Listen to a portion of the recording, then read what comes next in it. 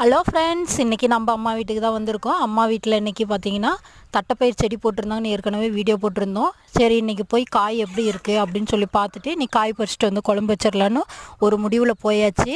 பாருங்கள், செடி ஃபுல்லாக காய் தான். பாருங்கள், எங்கே பார்த்தாலும் பெரிய காயாகவே இருக்குது.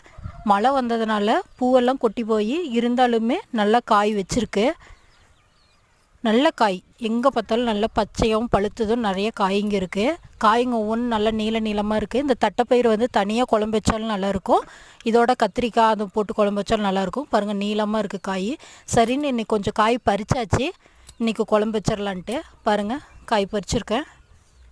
இவ்வளோ காய் பறிச்சாச்சு. ஒரு 10 நிமிஷத்துக்குள்ளேயே இவ்வளோ காய் செடியிலேருந்து பறிச்சாச்சு. இன்றைக்கி இதுதான் நம்ம வீட்டில் சமையல். வாங்க எல்லோரும் சாப்பிட்லாம். யார் யாருக்கு தட்டைப்பயிர் பிடிக்கும் அப்படிங்கிறத கமெண்ட் பண்ணுங்கள். பிடிச்ச லைக் பண்ணி சப்ஸ்கிரைப் பண்ணுங்கள். தேங்க்யூ.